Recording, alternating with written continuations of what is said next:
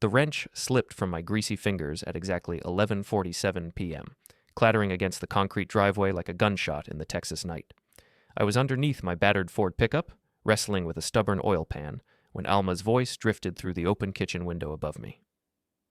Quote, I froze, my back pressed against the cold concrete, staring up at the truck's rusted undercarriage. The speakerphone amplified every word, every breath, every pause that followed. Mason Reddan, her high school flame who'd recently struck it rich in some tech venture nobody quite understood. Quote, 1. I whispered to myself. Quote, Alma continued, her voice carrying that lawyer's precision she used in court. Same routine every day, work, boxing gym, home. He thinks fixing that ancient truck counts as excitement. Mason's laugh was sharp, condescending. Quote, found 5. I slid out from under the truck, wiping my hands on an old rag. Through the kitchen window, I could see Alma pacing, her silhouette backlit by the overhead light. She wore the black dress I'd bought her for our anniversary last month, the one she claimed was too fancy for anywhere we go. I've been thinking about what you said, she murmured into the phone. About us. My jaw tightened. 3 months ago, Mason had rolled back into town driving a silver Lamborghini and wearing a Rolex that caught sunlight like a disco ball. Within a week, he was at every social event, every charity gala, every place where Alma happened to be. Coincidence, she'd said. Old friends catching up. Sure they were. I gathered my tools quietly, listening as Alma's voice grew softer, more intimate. She was making plans. Tomorrow night, she told him, the Marriott downtown, Suite 1501. Colby will be at his stupid boxing thing until late, she said. He never checks up on me anyway. Wrong, sweetheart. I check up on everything. The next morning, Alma emerged from our bedroom wearing her power suit, the navy one that made her feel invincible. She kissed my cheek with the same mechanical precision she used to sign legal documents. Working late tonight, she announced, not quite meeting my eyes. Big case. Of course you are. I sipped my coffee, watching her over the rim of my mug. Which case? A flicker of something. Panic? Annoyance? Crossed her features. The Henderson divorce. Messy custody battle. I nodded slowly. The Henderson case had been settled 2 weeks ago. I knew because I'd overheard her celebrating with her law partners at Murphy's bar. But I let it slide, filing the lie away with all the others. After she left, I sat in our custom-built kitchen, surrounded by the granite countertops and stainless steel appliances she'd insisted we needed. The house felt hollow now, shadowed by her growing coldness. When had she stopped laughing at my jokes? When had her smiles become so calculated? My phone buzzed, a text from Big Dave at the gym. Quote 16. I smiled for the first time in weeks. Dave had trained boxers for 30 years before opening his own gym in the old part of town. He was the kind of man who spoke in punches and thought in rounds, but his advice was always solid. Quote 17. I texted back. But first, I had some detective work to do. Alma had always been careless with passwords. She used the same one for everything. Ava 2007, our daughter's name and birth year. It took me less than 5 minutes to access her email account from my laptop. What I found made my stomach twist into knots. Dozens of messages between her and Mason, dating back 3 months. The early ones were innocent enough, catching up, reminiscing about high school, but they quickly escalated into something that made me want to put my fist through the computer screen. Can't wait to see you tonight, read the most recent message. Colby suspects nothing. He's too busy playing mechanic in the garage. Playing mechanic. Like the business I'd built from nothing was some kind of hobby. I printed the emails, every single one, and tucked them into a manila folder. Then I found the calendar invite she'd mentioned. Mason, Suite 1501, 8 p.m.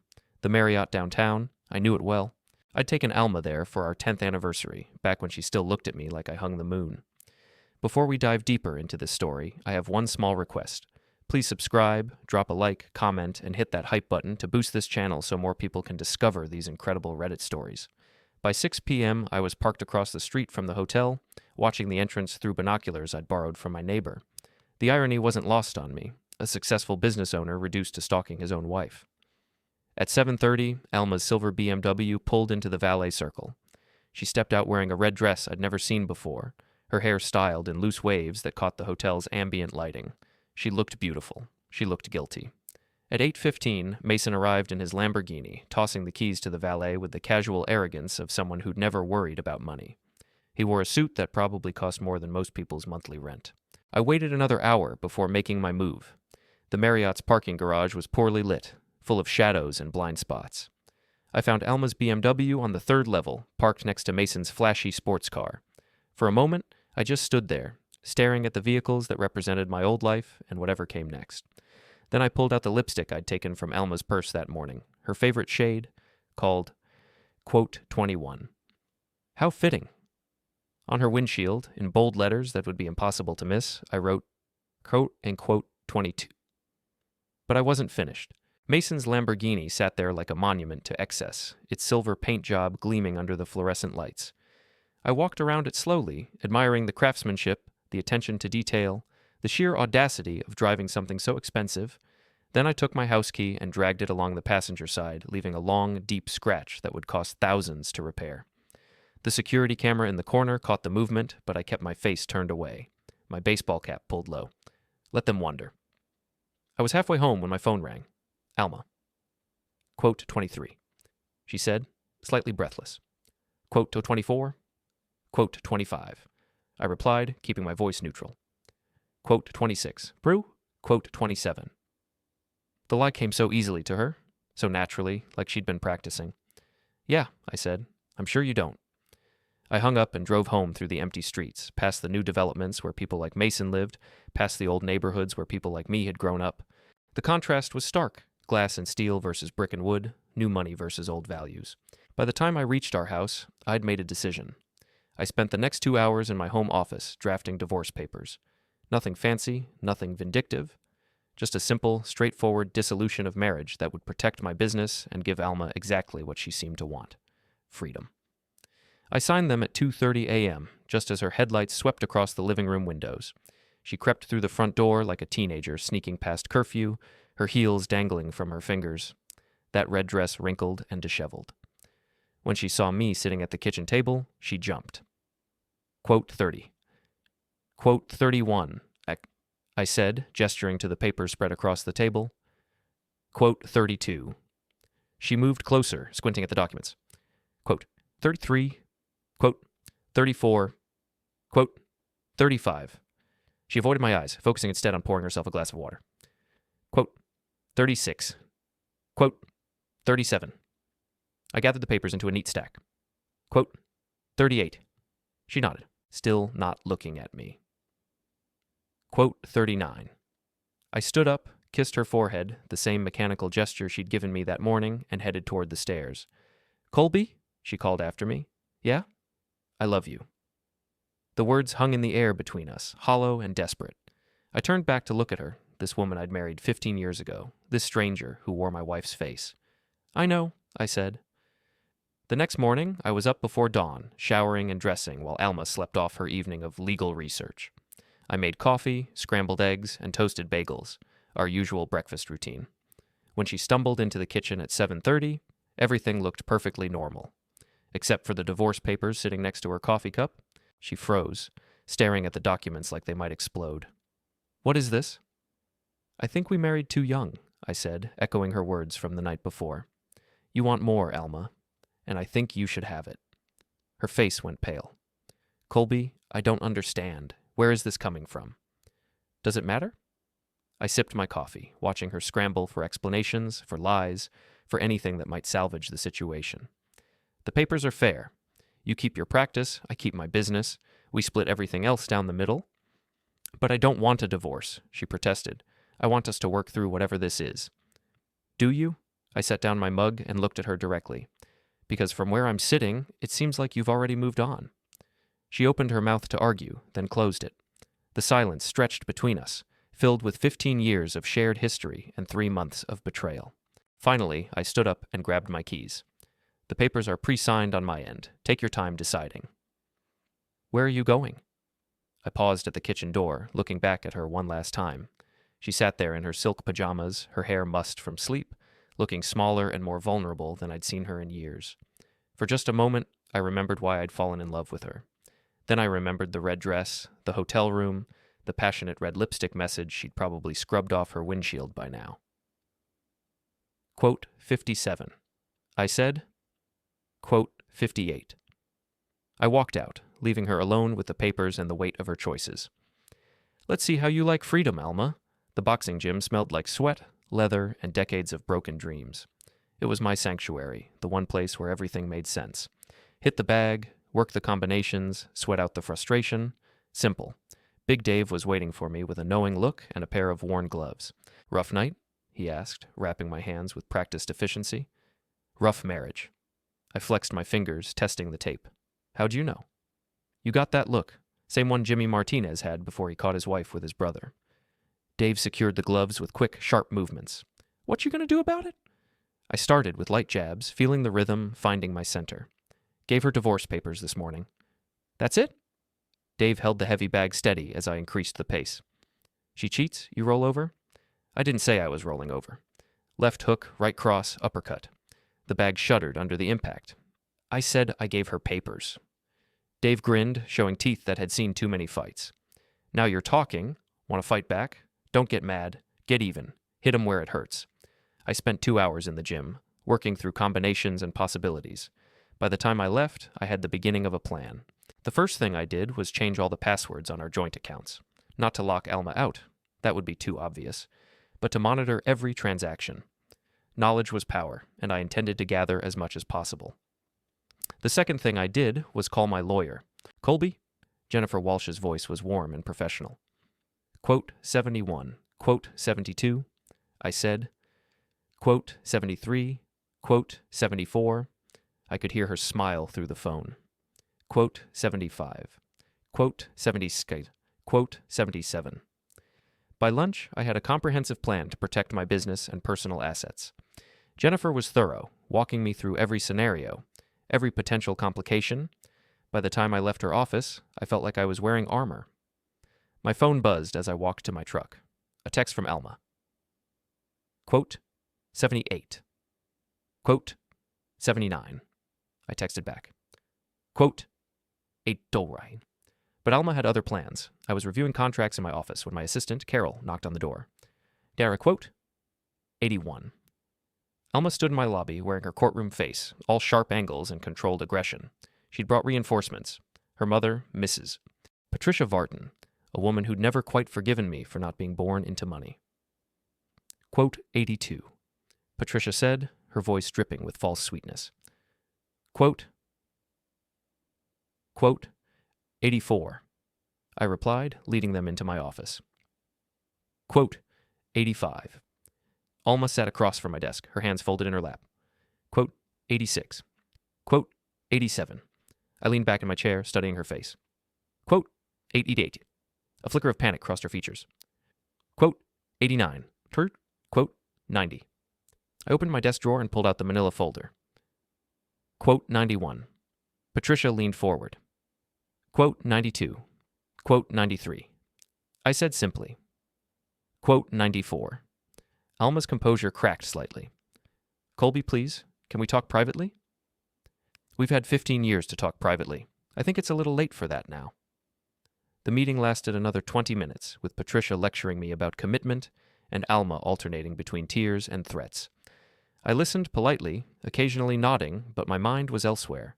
I was thinking about Mason Reddan and his silver Lamborghini, about hotel rooms and red dresses, about the way Alma had looked at him at the charity gala last month, the same way she used to look at me. After they left, I sat in my office for a long time, staring out the window at the parking lot where my employees came and went, living their normal lives with their normal problems. I envied them. My phone rang. Big Dave. How'd it go with the lawyer? He asked. Better than expected. How'd you know I saw a lawyer? Lucky guess. You ready for round 2? What do you have in mind? Saturday night. Country club gala.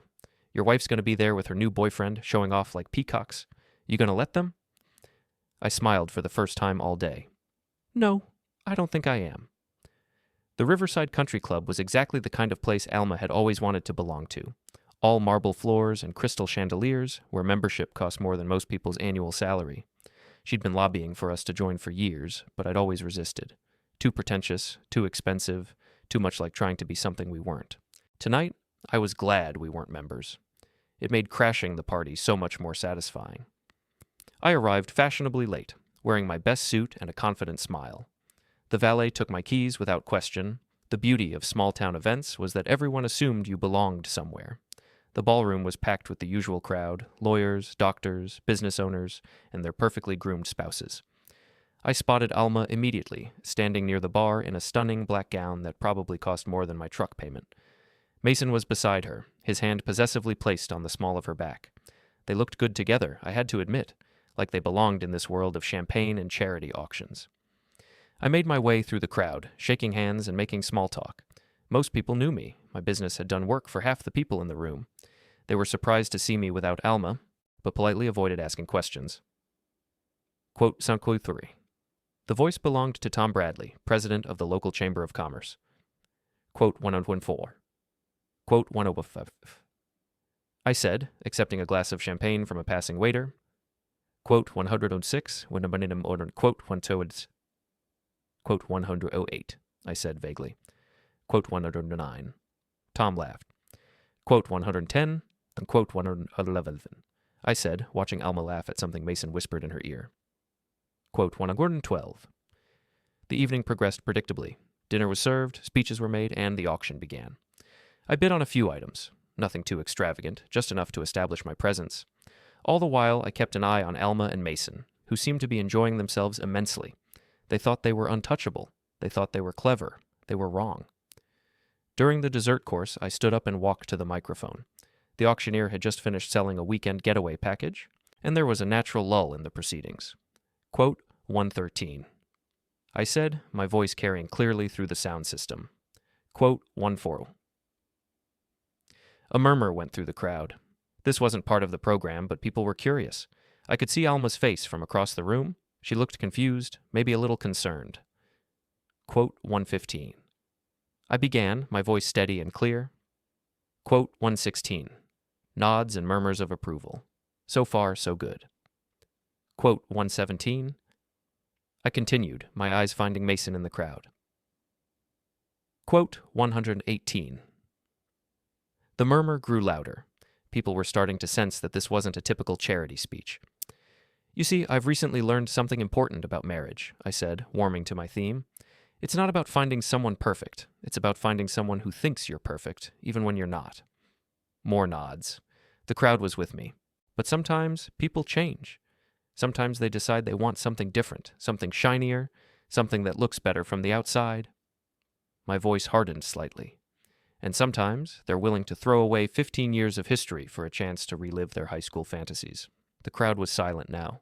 I could see Alma's face clearly. She'd gone pale, her hand gripping Mason's arm. Quote 123. I raised my glass in a toast. Quote 124. I drained my champagne in one gulp and set the glass down on the nearest table. The silence that followed was deafening. Then someone started clapping. Then someone else.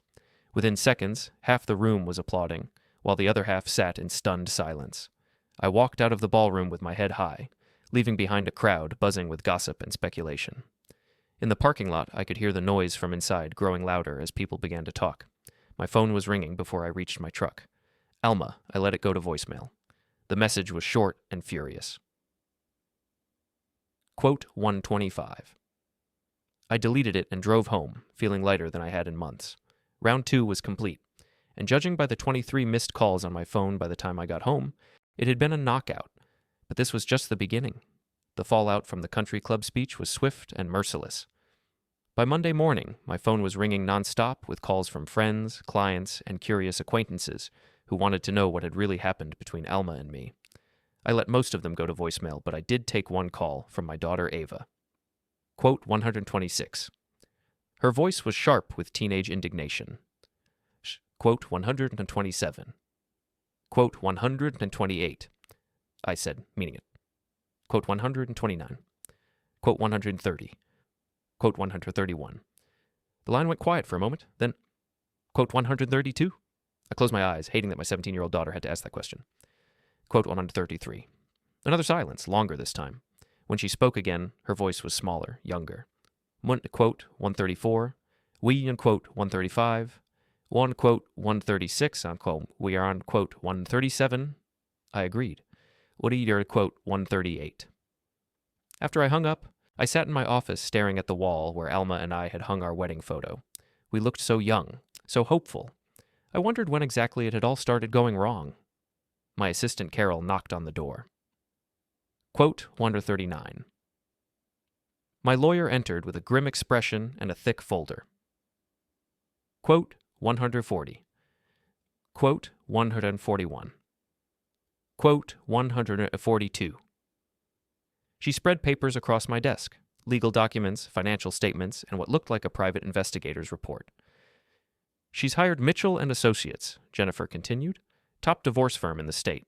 They're claiming emotional distress, public humiliation, and they're going after half your business. I picked up the PI report. It contained photos of me at the boxing gym, detailed records of my daily routine, and a complete financial analysis of my company. She's been planning this for a while, I observed. Looks like it. There's more. Jennifer pulled out another document. They're also claiming that you've been hiding assets and that the speech at the country club constitutes harassment. I laughed, but there was no humor in it. Harassment? For telling the truth? Truth is a defense, but public humiliation can still be actionable. We need to be careful. I studied the papers, my mind racing. Alma was playing hardball, using every trick in the lawyer's handbook. Fine. 2 could play that game. Quote 150. I asked. Quote 151. I spent the next 2 hours providing Jennifer with everything she requested.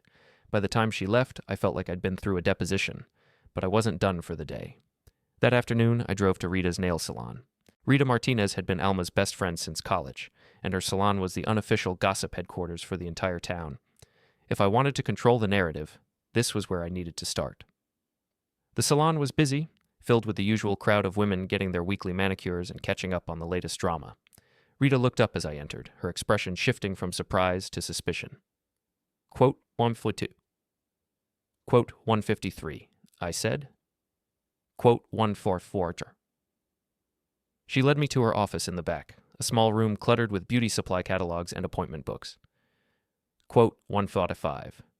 Quote 156. I sat down across from her desk. Quote 157. Rita's face flushed. I don't know what you're talking about.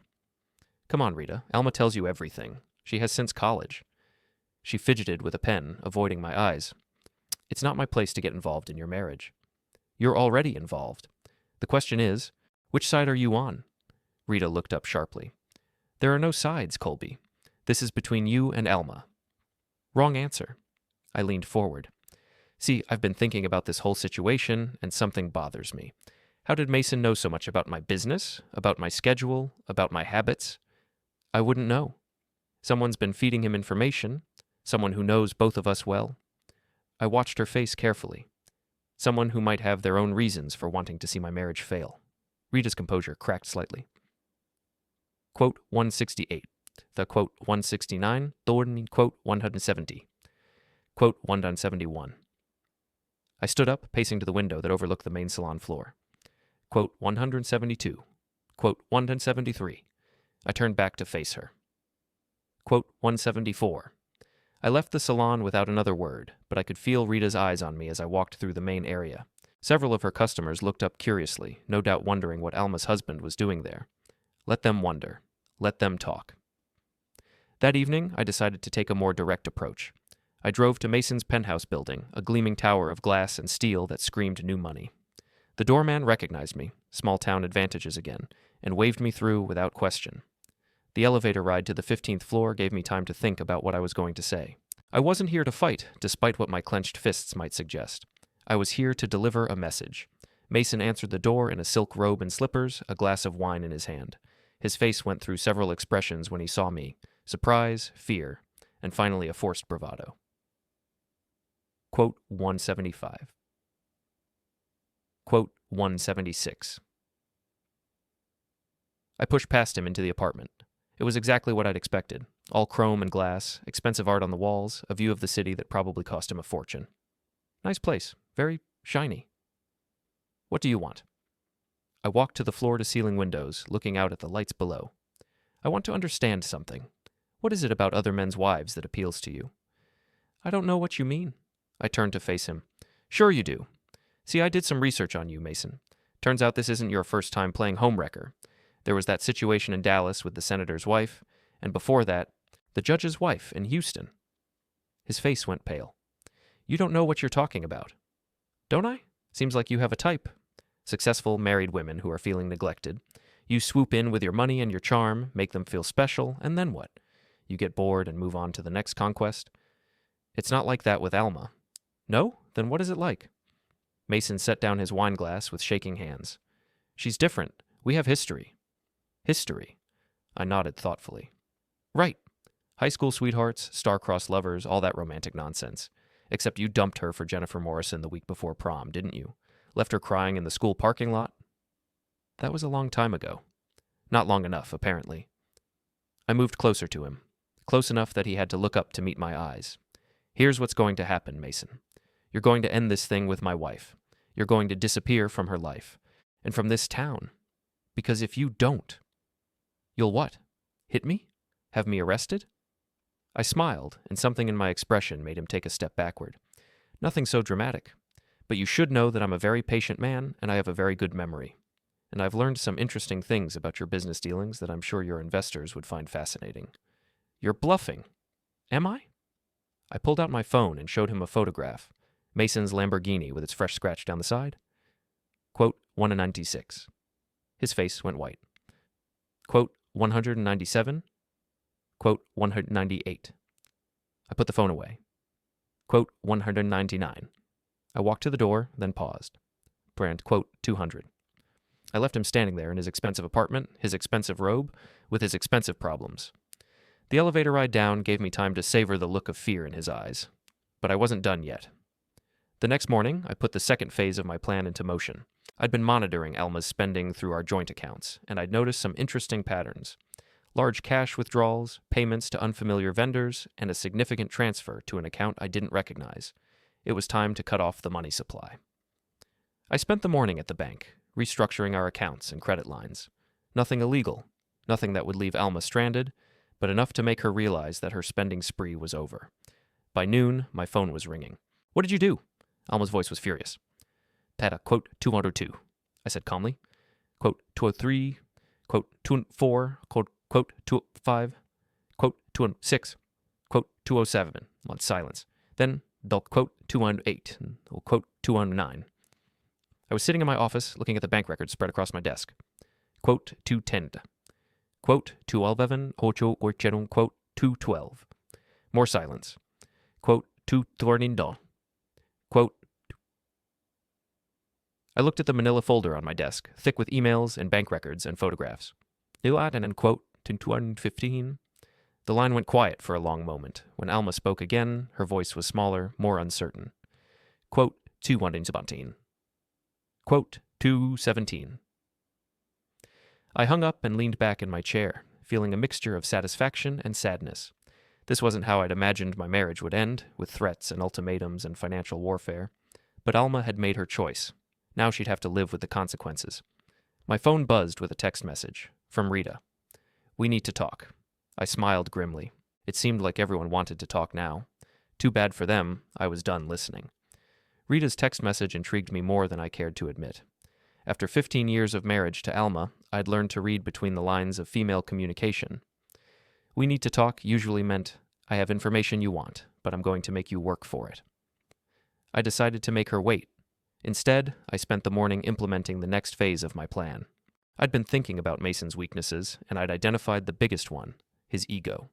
Everything about him screamed insecurity masked by expensive toys and borrowed confidence. Men like that always had something to hide. I called my friend Jake Morrison, who ran a small private investigation firm. We'd gone to high school together, and he owed me a favor from when I'd helped him start his business. Quote 221. I told him. Out of quote 222. Quote 223. Quote 224. Jake was quiet for a moment. Quote 224. Quote. 2 hours later, Jake called back with preliminary results. Quote 220 he said. Quote 2129. Said quote 230. Quote 121. I felt a cold smile spread across my face. Buddy quote 232. Quote 233. Quote 234. Quote 235. Quote 236. After I hung up, I spent an hour reviewing Jake's report. Mason Reddan wasn't just a homewrecker, he was a con artist, and Alma, for all her legal training, had fallen for the oldest scam in the book. My phone rang. Rita again. This time, I answered. Quote 237. She began without preamble. Quote 238. Quote 239, fu quote 240, I shaktal quote 241. I suggested Murphy's Bar, a dive on the edge of town where nobody from our social circle would be caught. Rita agreed to meet me there at 7. Murphy's was exactly as I remembered it, dark, smoky, and filled with the kind of people who minded their own business. I arrived early and claimed a corner booth where I could see the entrance. Rita showed up 10 minutes late, looking nervous and overdressed for the venue. She slid into the booth across from me, her eyes darting around the room. Quote 2142, she said. Quote 2243. She ordered a cosmopolitan, which made the bartender laugh. I stuck with beer. Quote 2145, I said after her drink arrived. Quote 2145. Rita took a large gulp of her drink, made a face, and set it down. Hela quote 246 und hade quote 247. She looked down at her hands. Quote 408. A quote 149. Her head snapped up. At a quote 250. I leaned back, studying her face. Rita had always been pretty in a high-maintenance way, but tonight she looked older, tired, the kind of tired that comes from carrying secrets. Quote 251. She took another gulp of her drink. Quote 252. Quote 253. Quote 254. She leaned forward, her voice dropping. Quote 255. Quote 256. Quote 257. I waited, letting the silence stretch between us. Quote 258. Quote 259. Rita's laugh was bitter. I wanted to believe him. He was offering to invest $50,000 in my salon. Do you know what that kind of money would have meant to me? The pieces were starting to fall into place. So you fed him information about my marriage, about when I'd be at the gym, when I'd be traveling for business. I thought he was going to approach you directly. I never imagined he was planning to. She trailed off, unable to finish the sentence. Seduce my wife? Yes. I drank my beer, processing this new information. Rita wasn't the mastermind I'd suspected. She was just another one of Mason's victims. But that didn't make her innocent. When did you realize what he was really up to? About a month ago. Alma started asking me strange questions about you. Whether I thought you still loved her, whether you'd fight for your marriage. I put 2 and 2 together. And you didn't think to warn me?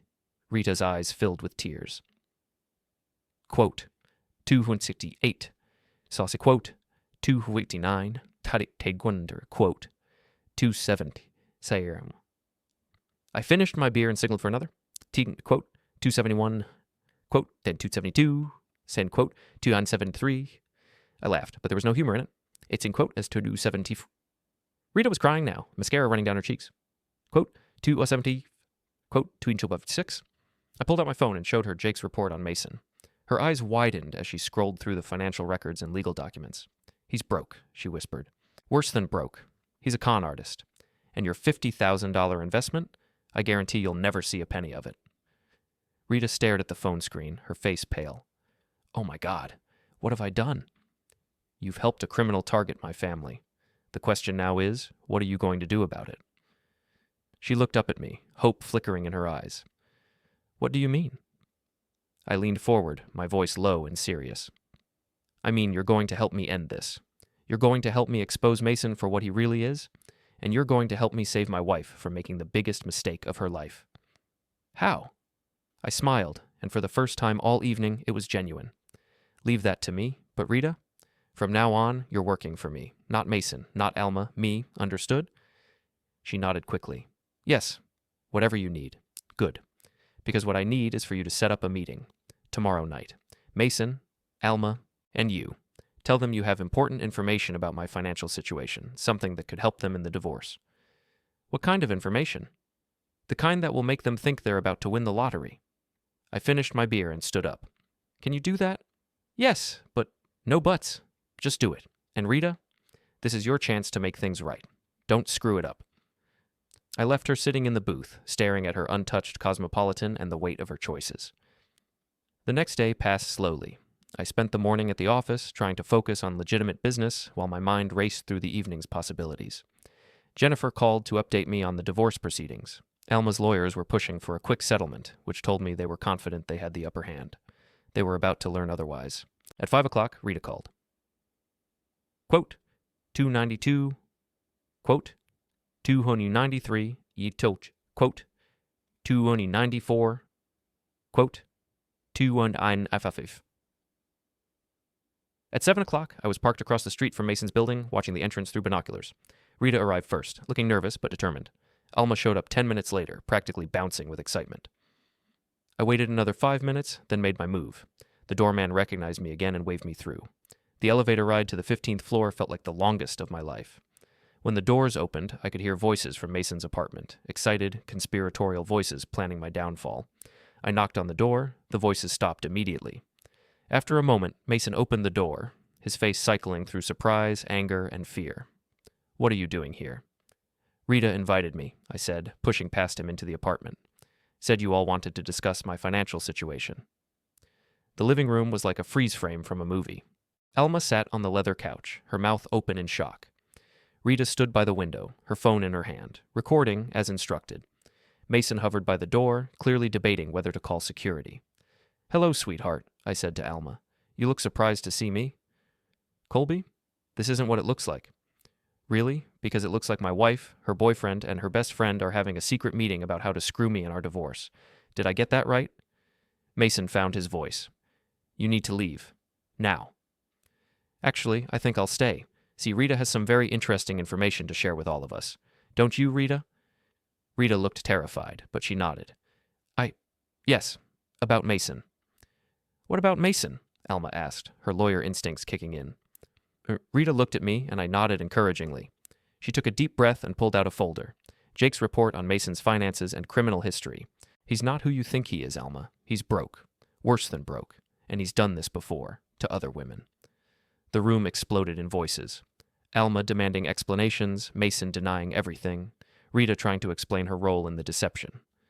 I stood in the center of it all, watching my carefully laid trap spring shut. Finally, I held up my hand for silence. "Here's what's going to happen," I said, my voice cutting through the chaos.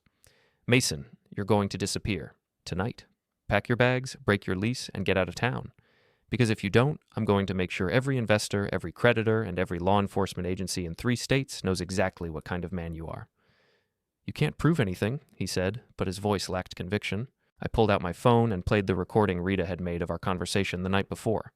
His admission that he'd targeted Alma deliberately, his boasts about previous conquests, his plans to bilk her out of money and fake investments. Mason's face went white.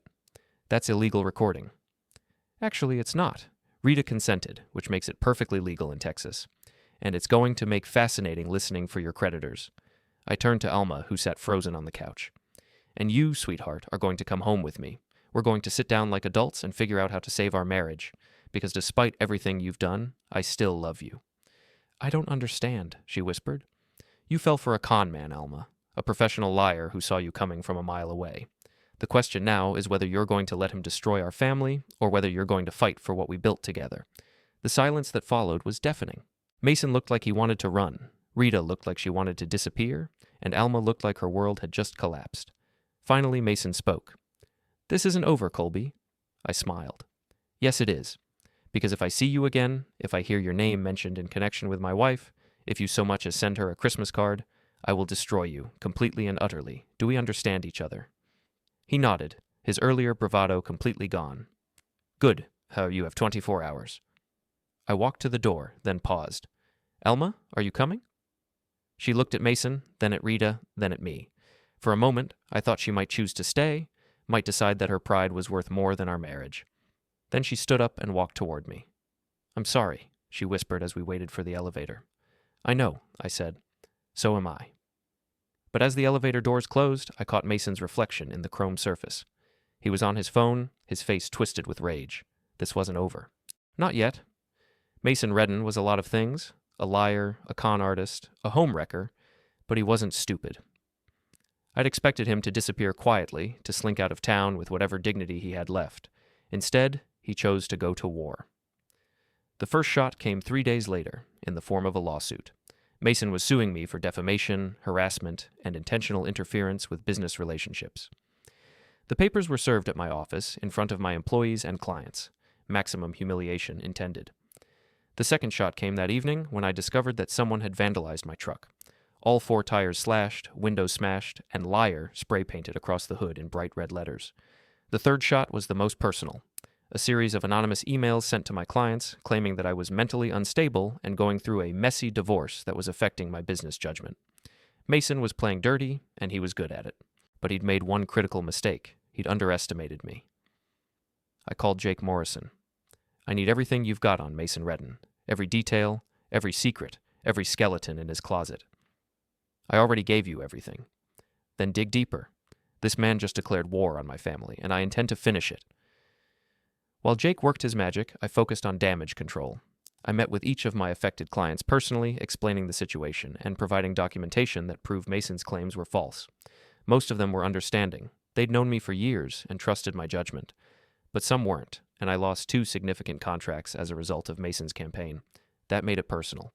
Jennifer Walsh called me into her office for an emergency meeting. "This lawsuit is serious, Colby. Mason's hired expensive lawyers, and they're claiming you've engaged in a pattern of harassment and intimidation. Can they prove it? They have the recording from his apartment. They're claiming you threatened him." I laughed. "I told him to leave town. That's not a threat. It's advice. They also have security footage of you vandalizing his car." That sobered me up quickly. "How much can you see in the footage?" "Not your face, but your build, your clothing, the timing. It's circumstantial, but combined with everything else. How bad?" "Bad enough that we need to settle this quickly and quietly." I left Jennifer's office feeling like I'd been punched in the gut. Mason was better at this game than I'd given him credit for, and he was using the legal system as a weapon against me, but 2 could play that game. That evening, Jake called with an update. Quote 337. Quote 338.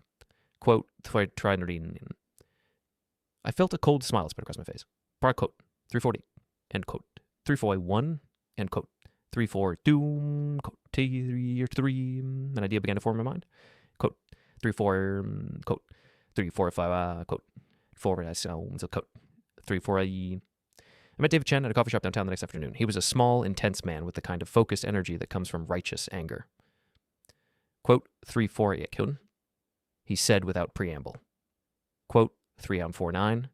Chen nodded grimly. Quote 350. Quote 351. Quote 352. I pulled out my phone and showed Chen the financial records Jake had compiled. Quote 353. Chen's eyes widened as he scrolled through the documents. This is exactly what he did to me. The shell companies, the fake invoices, the offshore accounts. How did you get this? I hired someone to investigate him when he started targeting my family. Would you be willing to testify about his behavior patterns? About how he targeted your wife and tried to manipulate your divorce? I thought about it for exactly 3 seconds. Absolutely. Chen smiled for the first time since we'd met. Quote 358. We shook hands, and I felt like I just gained a powerful ally in my war against Mason. But Mason wasn't finished with me yet. The next morning, I woke up to find my front yard decorated with a dozen signs reading, what quote 3559 EU and wow quote 360s. My neighbors were gathered on the sidewalk, staring at my house like it was a crime scene. I called the police, but the signs were on public property, technically legal as long as they didn't contain threats. The officer who responded was sympathetic but unhelpful. Looks like someone's trying to make your life difficult, he observed. Any idea who? Can't prove it, but I'd start with whoever benefits from making you look bad. As if on cue, my phone rang. Mason. Enjoying the yard decorations? He asked. Very artistic. Did you make them yourself? Just wanted you to know that this is far from over. You humiliated me, cost me money, and ruined my relationship. Now I'm going to return the favor. Is that a threat? It's a promise. By the time I'm done with you, you'll have no business, no reputation, and no family. Your wife will realize what a mistake she made staying with you. The line went silent, and I stared at my phone for a long moment. Mason had just made his biggest mistake yet. He'd threatened my family directly, and he'd done it over the phone. I immediately called Jake. I need you to trace a phone call and document everything Mason Reddan has done in the past week. What are you planning? I'm planning to end this, once and for all. The opportunity came sooner than I'd expected. The annual Riverside Chamber of Commerce dinner was scheduled for the following Saturday, the biggest social event of the year, attended by every important person in town. It was also being live-streamed for the first time, thanks to the Chamber's new social media initiative. Perfect. I spent the week preparing, gathering evidence, and coordinating with David Chen's legal team. By Saturday evening, I had everything I needed to destroy Mason Reddan's reputation permanently. The dinner was held at the Riverside Country Club, the same venue where I'd given my toast about a quote 372. The irony wasn't lost on me. I arrived alone. Alma was still staying at her mother's house, trying to process everything that had happened. We'd talked several times since the confrontation at Mason's apartment, but our marriage was still in limbo. Mason was there, of course, playing the role of the successful businessman wronged by a jealous husband.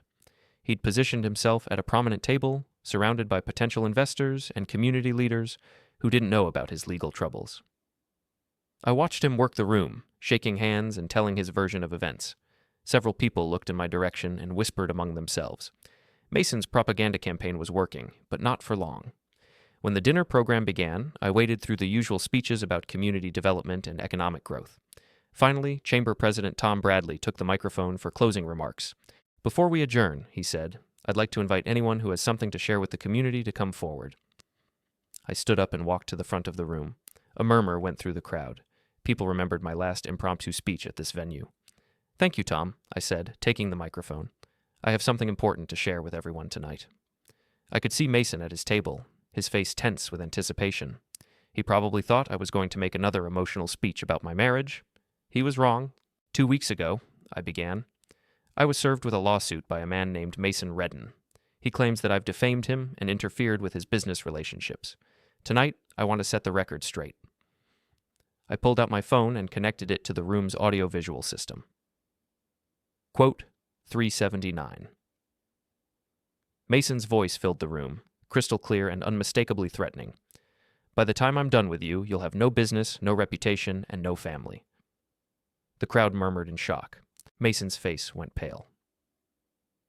Quote 381. I continued. Quote 382. I clicked to the next slide, displaying Jake's financial investigation. Mason Reddan is currently facing embezzlement charges in Dallas for stealing $2.7 million from his business partner. The trial starts next month.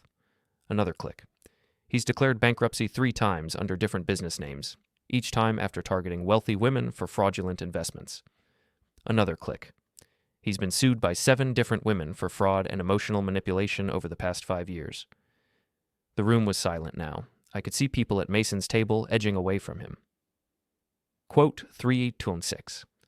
I said, clicking to the final slide. Quote 387. I played the recording Rita had made at Mason's apartment, his voice boasting about his previous conquests and his plans to bilk Alma out of money.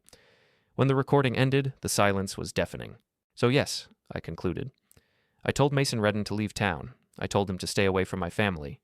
And I'd tell him the same thing again, because that's what you do when a predator targets the people you love. I handed the microphone back to Tom Bradley and walked toward the exit. Behind me, I could hear the explosion of voices as the crowd processed what they'd just heard. Mason tried to intercept me in the parking lot, but I was ready for him. Quote 390. He said, his voice shaking with rage. Quote 391. I replied calmly. Quote 392. Quote 393. Quote 394. I pulled out my phone and showed him the screen. Quote 395. Mason stared at the phone, then at me. For the first time since this whole thing started, he looked defeated.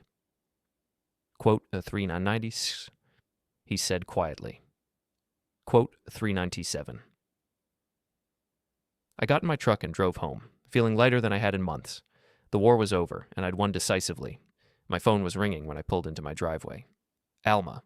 I saw the live stream, she said. The whole thing. And I'm coming home, if you'll have me.